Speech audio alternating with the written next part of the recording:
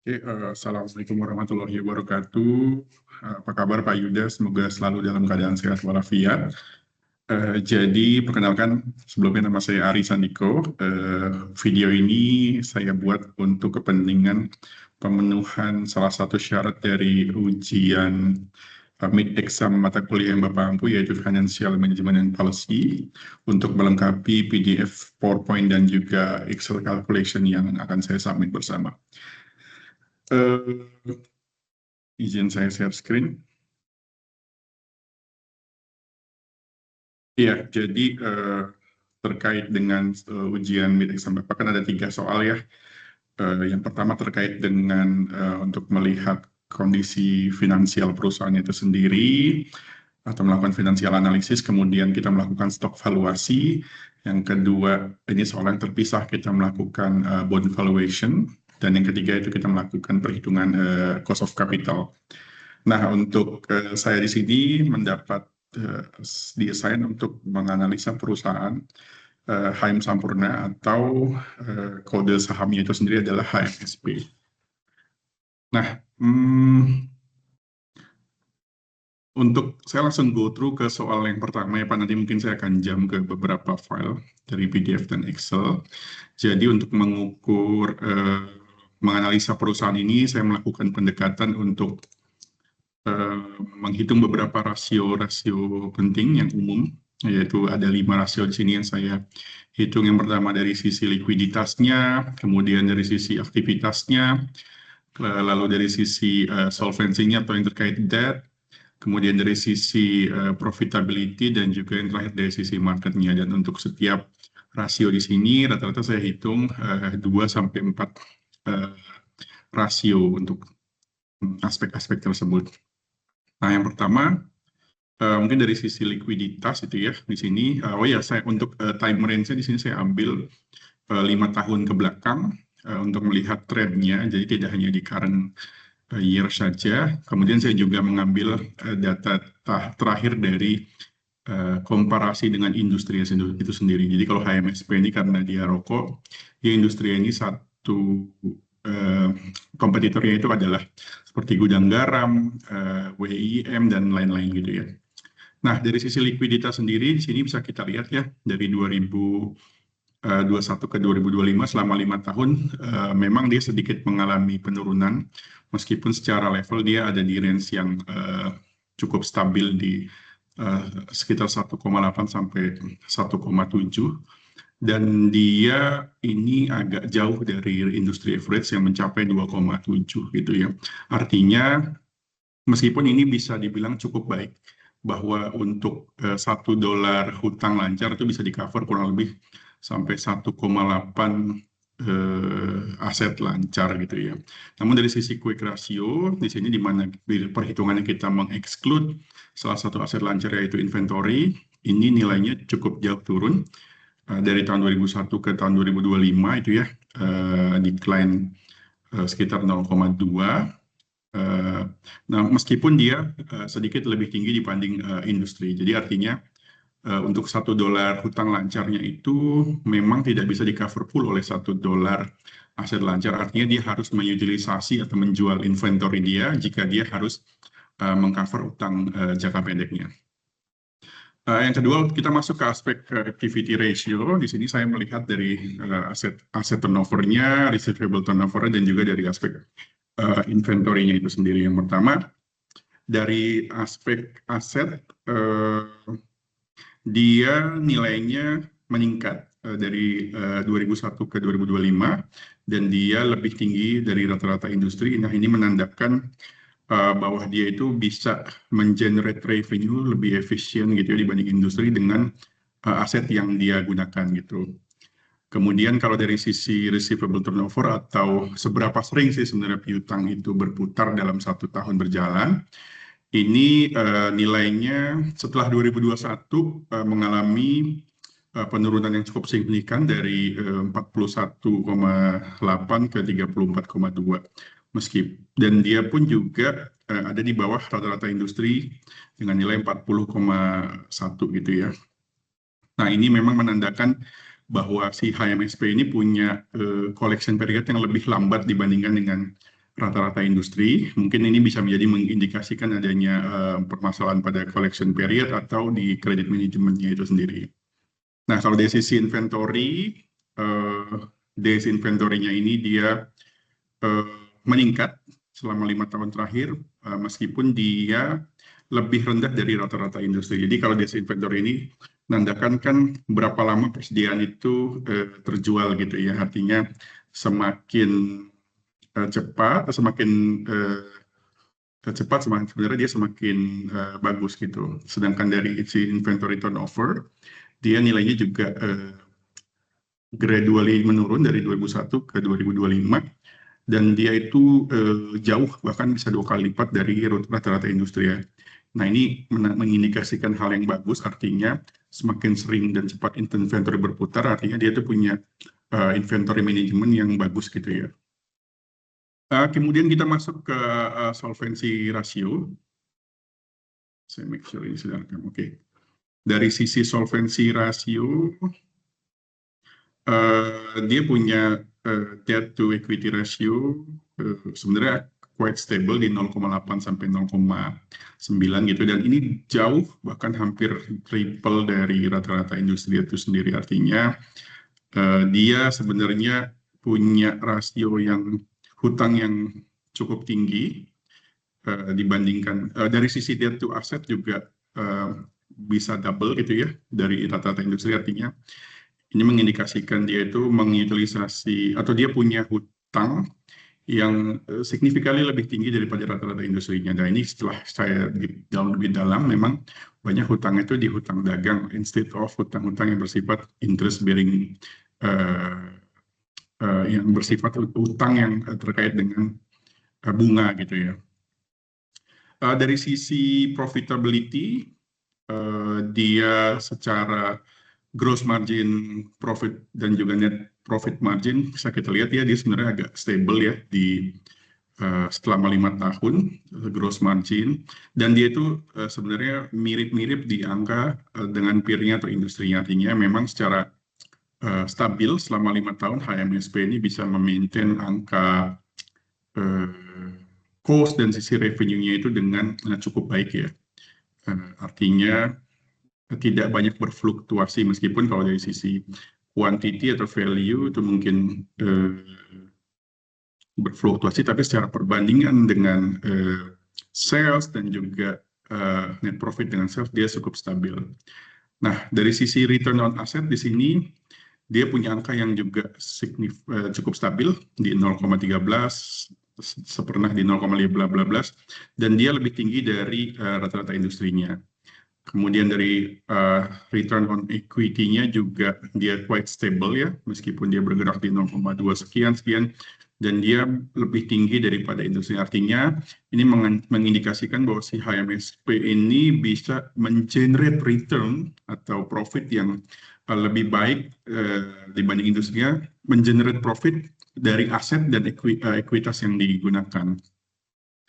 Kemudian dari aspek yang terakhir itu ada di market ratio, yaitu price to earning ratio. Ini juga ini mengalami penurunan sejak 2021, tapi secara industri mungkin dia tidak jauh berbeda ya, di angka 12, 13.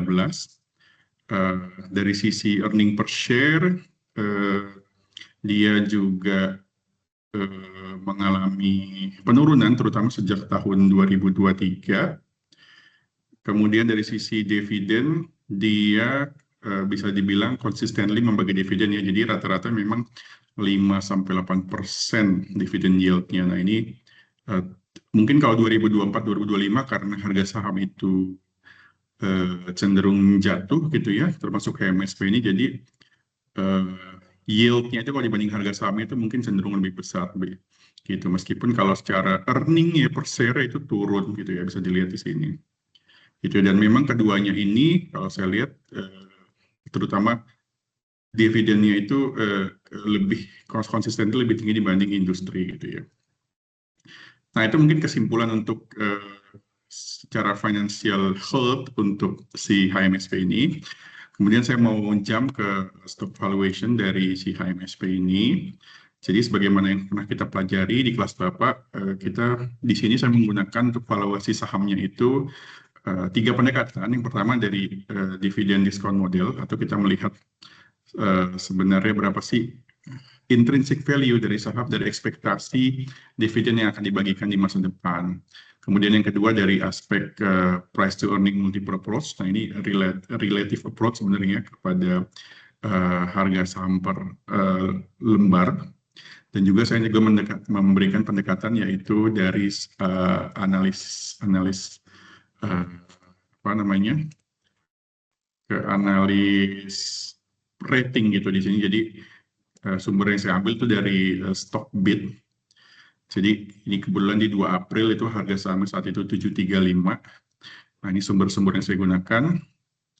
Nah, kita pertama menghitung dari sisi DDM model.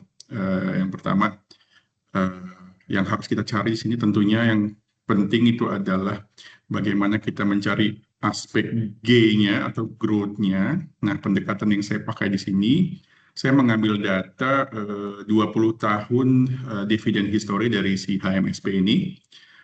Karena kalau saya lihat mungkin kalau 5 tahun itu terlalu pendek ya, apalagi sejak COVID ya, itu mungkin agak mendistorsi. Jadi saya sedikit mengambil waktu yang lebih panjang dan saya hitung dengan metode CAGR. Nah, ini mungkin dari tahun 2006 sampai 2025 kita dapatkan bahwa CAGR atau growth dari dividen itu sendiri sebesar 5,1%.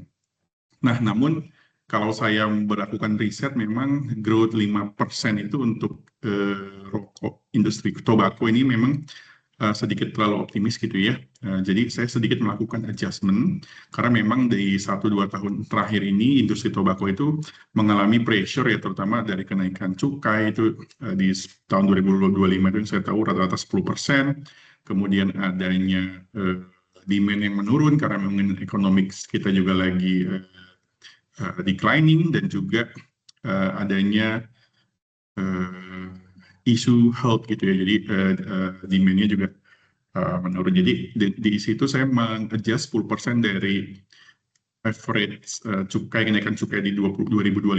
Jadi 5,1% growth ini saya buat menjadi 4,6% gitu. Nah, dari sini kita melihat bahwa bisa kita hitung ada D1 atau dividen yang kita bisa expect di tahun 2026, yaitu di 2025 kita kalikan dengan growth-nya sebesar 4,6%, kita dapatkan 58,7%. Nah, kemudian yang kita butuhkan juga rate of return atau CAPM gitu ya, pendekatan CAPM sini. Nah, ini bagaimana saya melakukan perhitungan CAPM, Pak. Jadi seperti kita tahu, kita butuh yang pertama risk free rate atau berapa sih tingkat pengambilan untuk instrumen yang paling aman gitulah kalau di Indonesia ya. Nah, ini datanya saya ambil dari PHEI untuk 10 tahun government bond. Nanti di sini Pak, semua lampiran screen capture saya ini didapat untuk 10 tahun government bond itu di angka 6,76%.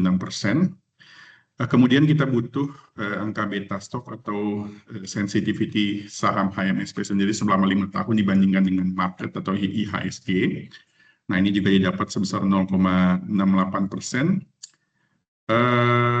Dan yang terakhir yang dibutuhkan itu adalah market risk premium. Untuk di sini saya menggunakan pendekatan dari Damodaran, Pak.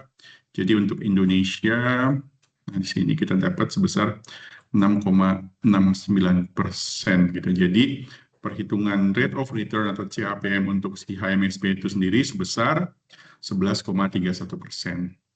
Nah, karena semua data sudah tersedia, kita sudah bisa menghitung harga intrinsic value saham HMSP ini dengan metode DDM, yaitu kita dapatkan sebesar 870 rupiah per lembar saham. Ini terlihat ya bahwa ini lebih tinggi dari harga saham saat ini, itu mengindikasikan bahwa harga saham saat ini itu cukup under value.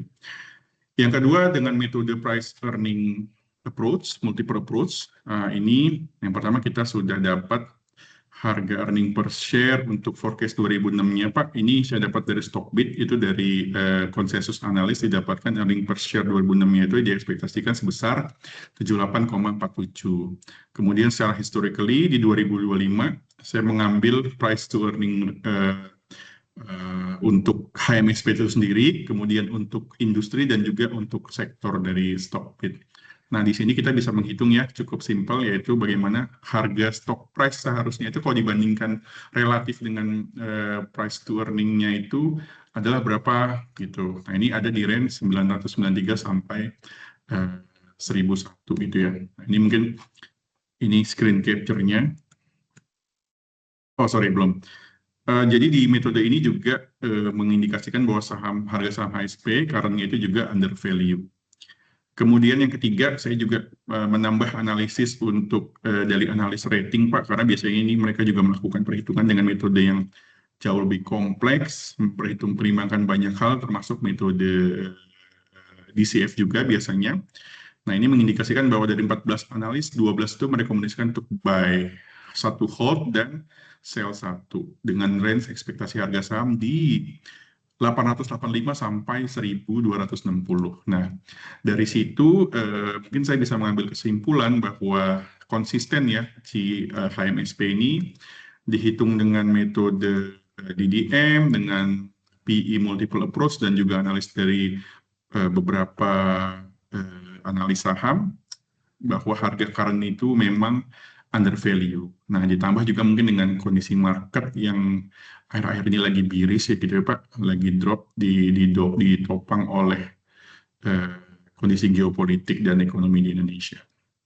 Nah, selanjutnya saya akan menjelaskan, mungkin lompat dulu Pak ke cost of capital ya tadi, karena masih berhubungan case-nya dengan si HMSP ini. Jadi pasti cost of capital intinya sebenarnya biaya modal yang harus kita minimum yang harus kita hasilkan gitu ya untuk si HMSP ini bisa memuaskan sumber modalnya gitu, baik dari debt atau kreditor maupun dari ekuitas atau pemegang saham gitu. Dan nanti kita melakukan pembobotan gitu ya, makanya disebut dengan weighted dari market value-nya si debt ini dan market equity, nanti cost of debt and equity-nya kita bobotkan. Nah, ini rumusnya sudah straightforward. Yang pertama kita mencari market value dari equity-nya dulu. Nah, ini didapatkan harga sahamnya sekian, jumlah saham beredar sekian, sehingga market value dari equity-nya itu didapatkan sekitar 85 triliun. Yang kedua, kita harus mencari market value of debt. Ini saya ambil dari balance sheet-nya si HMSP itu sendiri.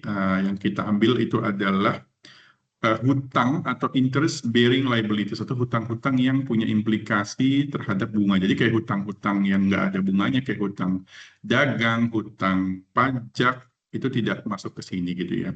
Nah, ini didapat di tahun 2025 itu sebesar 342 juta. Ini memang unik ya, itu jauh lebih kecil dari market value dari equity-nya itu sendiri gitu. Kemudian yang ketiga, kita harus mencari cost of equity. Tadi sudah kita dapatkan dari perhitungan soal 1, Pak.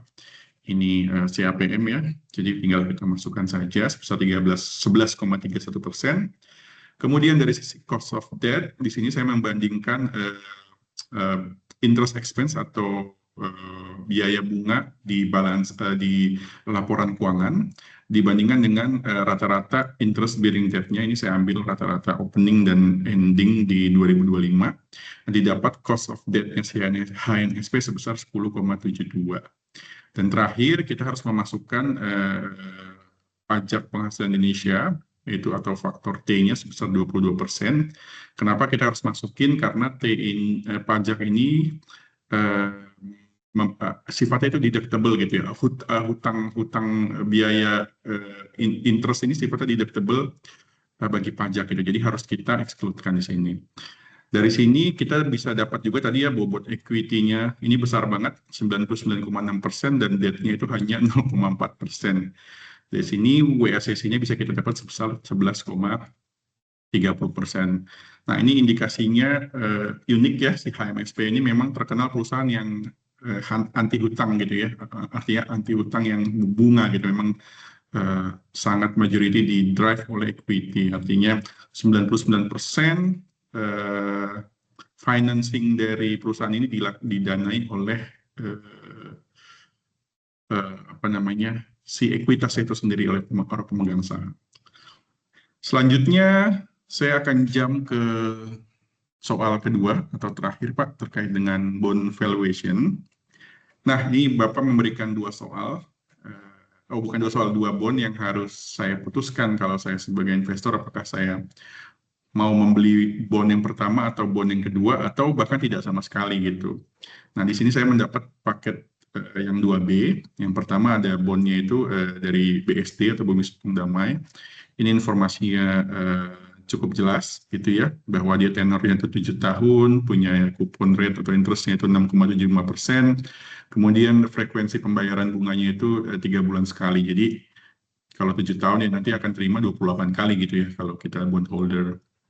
Nah, di sini kita akan list down gitu Pak, berapa face value. Nah, ini saya mengasumsikan di sini harga per unit bondnya itu 1 juta dan saya cuma mau membeli satu lembar aja, jadi untuk lebih mudah mensimplifikasi perhitungan gitu ya. Untuk bond pertama ini disebutkan bahwa dia dijual di discount price atau 98%, tapi karena ada transaction cost 1%, jadi angka yang harus kita bayar sebagai investor atau calon pembeli bond itu adalah 99%. Kemudian kita list down juga semua informasi di sini, berapa tenornya, periodnya berapa, secara quarterly. Nah, kemudian kita hitung yield to maturity-nya gitu. Artinya, kenapa kita hitung yield to maturity-nya di sini? Karena kita mau melihat gitu. Untuk menghitung YTM ini saya menggunakan rumus Excel.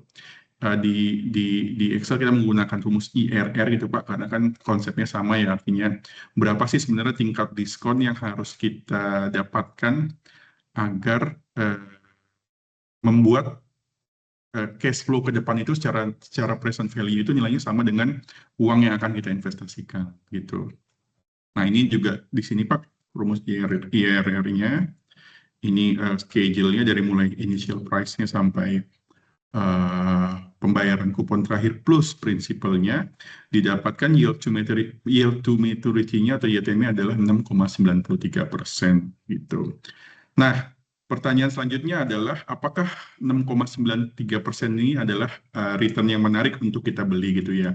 Nah, tentunya kita harus membandingkan bond atau YTM bond ini dengan apa yang market bisa tawarkan gitu sebagai opsi. Nah, untuk melihat marketnya sendiri, saya mengambil yang pertama data yang itu risk free rate-nya, artinya ya kalau kita invest di instrumen yang paling aman itu tentunya kalau di Indonesia itu dari Indonesia Government Bond ya Pak. Ini secara 7 tahun datanya saya ambil dari PHEI itu sebesar 6,64%. Yang kedua kita harus menambahkan aspek spread atau credit spread-nya itu sendiri untuk si bond ini itu berapa. Nah, ini dari data PKSEI dan PVindo didapatkan bahwa bond si BDSE itu ratingnya itu AA, sehingga spread-nya ini dari web KSEI didapatkan tambahan spread 0,82. Nah, sehingga untuk bond ini yang bisa ditawar, bukan bond ini artinya sebagai perbandingan yang bisa ditawarkan market itu nilainya 7,46% gitu ya. Ini lebih tinggi dari si YTM-nya bond itu sendiri. Nah, ini data-data pendukungnya. Kemudian bond yang kedua. Bond yang kedua itu dari Okipool Paper Mills. Ini informasinya juga cukup lengkap, cuman saat ini, kali ini tenornya 6 tahun, interest rate lebih tinggi, yaitu 7,75%, dengan frekuensi pembagian kupon itu sama, yaitu per 3 bulan. Kemudian juga saya list down di sini beberapa informasi pentingnya untuk melakukan perhitungan YTM.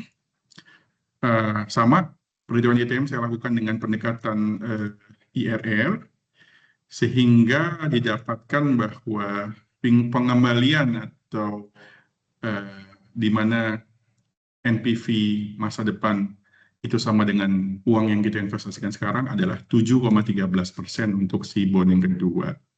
Gitu. Again, kita harus lihat apakah 7,13 ini sesuatu yang menarik. Kita bandingkan dengan what market can offer, yaitu kita dapat dari sini dari risk free rate untuk Indonesia Government Bond, kali ini 6 tahun sebesar 6,59%. Kemudian spread-nya untuk si saham obligasi OPPM ini itu rate-nya itu E rating sehingga dia punya spread 2,43 ini saya dapat dari web KSEI juga, sehingga what market can offer sebagai perbandingan adalah 9,02%. Ini lebih tinggi daripada yang ditawarkan YTM-nya si bond OPPM itu sendiri. Nah, jadi kesimpulannya gimana? Kita tadi dapat ya bahwa YTM-nya itu bond 1 6,9%, bond 2 7,13%, tapi marketnya itu bisa menawarkan lebih tinggi gitu. Yang pertama 7,5%, yang kedua 9%. Nah, jadi bahasa saya di sini bilang sebenarnya bond itu jatuhnya kedua bond ini underperform gitu. Artinya market itu bisa ngasih return yang lebih tinggi gitu. Jadi why we should invest on this both of bond. Jadi simply keputusan saya adalah tidak menginvestasikan di kedua bond itu karena kita punya opsi untuk investasi yang dengan market yang return yang lebih tinggi di market gitu. Demikian Pak presentasi dari saya untuk penjelasan dari semua soal midterm Bapak.